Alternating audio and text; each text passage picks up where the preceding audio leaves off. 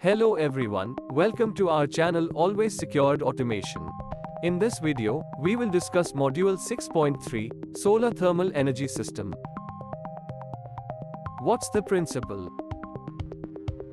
Solar thermal electric power systems collect and concentrate sunlight to produce the high temperatures needed to generate electricity. All solar thermal power systems have solar energy collectors with two main components: reflectors, mirrors, that capture and focus sunlight onto a receiver. Solar collector. A solar collector is a device that collects and/or concentrates solar radiation from the sun. Types of solar collector. Flat plate collectors. These collectors are simply metal boxes that have some sort of transparent glazing as a cover on top of a dark-colored absorber plate.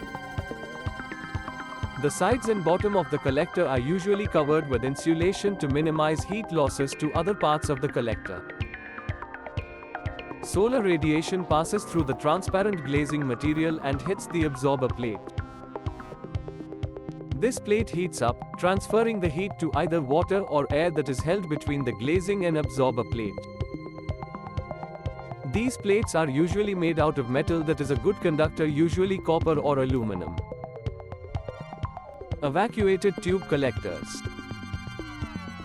This type of solar collector uses a series of evacuated tubes to heat water for use. These tubes utilize a vacuum, or evacuated space, to capture the sun's energy while minimizing the loss of heat to the surroundings. They have an inner metal tube which acts as the absorber plate, which is connected to a heat pipe to carry the heat collected from the sun to the water. This heat pipe is essentially a pipe where the fluid contents are under a very particular pressure. At this pressure, the hot end of the pipe has boiling liquid in it while the cold end has condensing vapor. This allows for thermal energy to move more efficiently from one end of the pipe to the other. Once the heat from the sun moves from the hot end of the heat pipe to the condensing end, the thermal energy is transported into the water being heated for use. Line focus collectors. These collectors, sometimes known as parabolic troughs, use highly reflective materials to collect and concentrate the heat energy from solar radiation. These collectors are composed of parabolically shaped reflective sections connected into a long trough.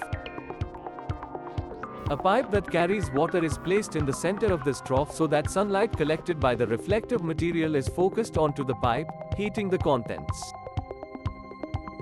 These are very high-powered collectors and are thus generally used to generate steam for solar thermal power plants and are not used in residential applications.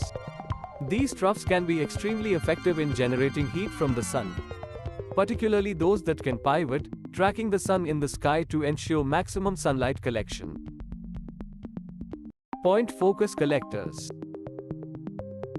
These collectors are large parabolic dishes composed of some reflective material that focus the sun's energy onto a single point. The heat from these collectors is generally used for driving Stirling engines.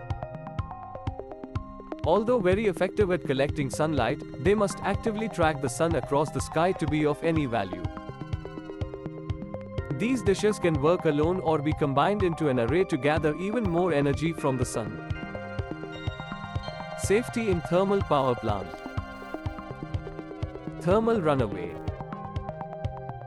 Thermal runaway is a phenomenon where the temperature of a system increases uncontrollably, leading to damage or failure.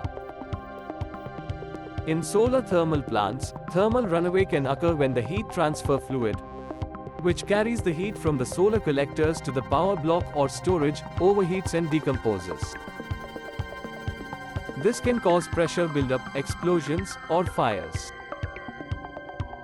To prevent thermal runaway, you need to monitor and control the HTF temperature and flow rate, use appropriate HTF materials and additives, and install safety valves and relief systems. Fire risks are another major concern for solar thermal plants, especially for those using parabolic troughs or linear Fresnel reflectors.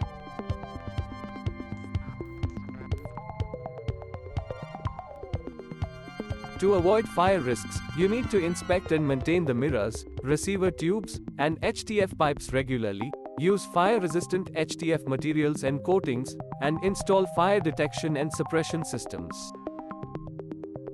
Environmental impacts. Solar thermal plants can also have environmental impacts, such as land use, water consumption, and wildlife disturbance. For example, some solar thermal plants require large areas of land, which can affect the natural habitat and biodiversity of the site. Some plants also use water for cooling or cleaning, which can deplete or contaminate the local water resources. To minimize environmental impacts, you need to conduct environmental assessments and mitigation plans. Storage and backup. Storage and backup are essential for ensuring the reliability and flexibility of solar thermal plants, as they can provide power when the sun is not shining or when the demand is high.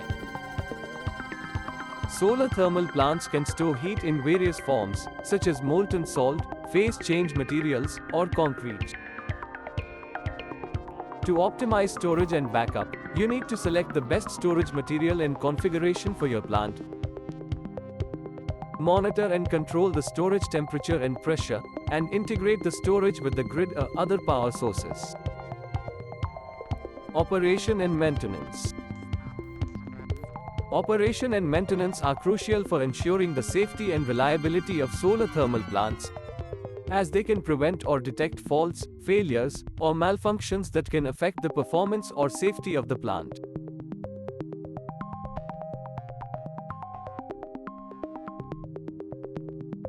Safety culture. Safety culture is the attitude, behavior, and commitment of the organization and the staff towards safety.